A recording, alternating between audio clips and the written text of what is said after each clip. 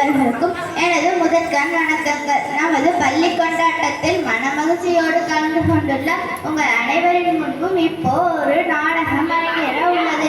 எது பற்றி என சிந்தித்திருக்கிறீர்களா? எல்லாம் நாம் அறிந்ததுதான். வாழ்வில் வெற்றி பெற நமக்கு துணை நிற்பது எது என்ற கேள்விக்கு எங்கள் விவாத நாடகம் விளக்கமாய் அமைய போகிறது. தூங்குவோமா விவாதத்தை?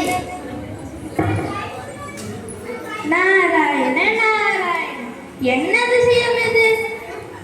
என் கண்களில் நான் காணும் காட்சி உண்மையா? முப்பெரும் மங்கையர் ஒன்று சேர்ந்தால் அங்கு வட்டூருக்கு நிகரான பிரச்சனையிலும் காலம் இது. அப்படிப்பட்ட சூழலில் முப்பெரும் தேவியர் ஒன்றாக, அதுவும் அமைதியாக, இவர்களை இருக்க விடலாமா? என்ன செய்யலாம்? கண்டுவிட்டேன். கலகம் ஏற்படுத்த காரணம் ஒன்றை. வெல்டன் நாரதா, உனக்கு நிகர் நீதான். வா, சென்று ஆரம்பிக்கலாம். வணக்கம் அண்ணையரே. வணக்கம். மூவரையும் பார்ப்பது கண்கொள்ள காட்சியாக உள்ளது. நாரதா, பூலோகத்தில் இருந்து ஏதேனும் ஸ்பெஷல் நியூஸ் உள்ளதா? ஸ்பெஷல் என்று ஒன்றுமில்லை அண்ணையே. போன வருடம் போல் இந்த வருடமும் பொது தேர்வு துவங்கியுள்ளது.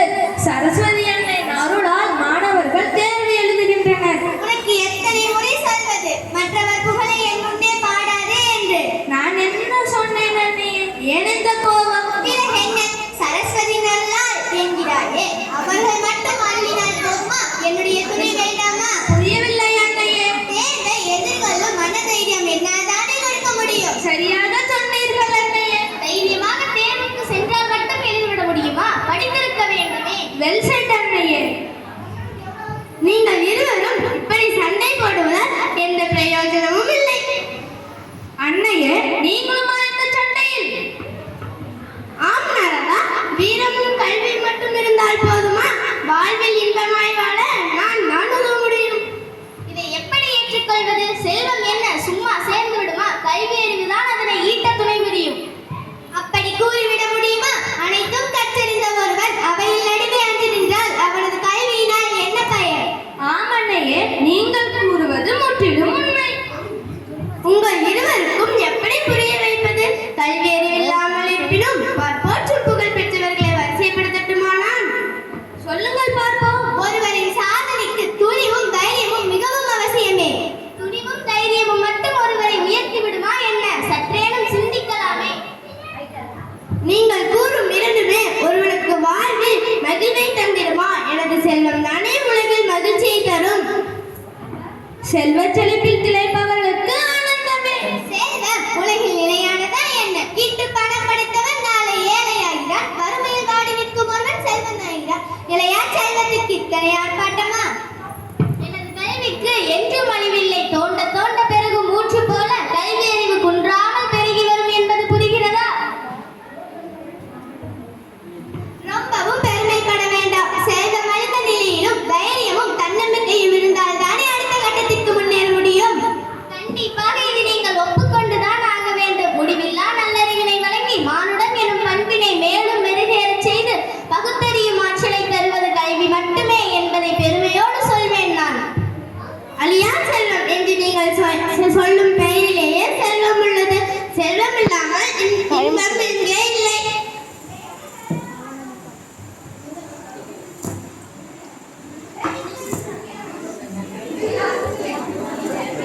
நாரதா, என்ன இது? யார் சொல்வது சரி என்கிறாய்? அங்கும் இங்கும் தாவிக்கொண்டே இருக்கிறாய். யாருக்கும் பாதகம் இல்லாமல் பேச வேண்டும் அண்ணையே.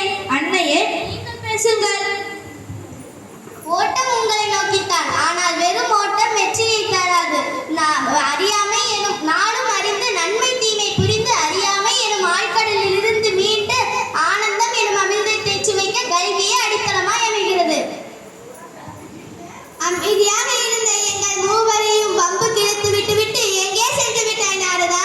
அண்ணையரே, உங்களோடு பேசி வாதிட்டு என்னால் வெற்றி பெற முடியுமா? எனவே இதற்கு ஒரு நல்லதோர் தீர்ப்பை வழங்கிட ஒருவர் இருக்கிறார். அவரை அழைத்து வருகிறேன்.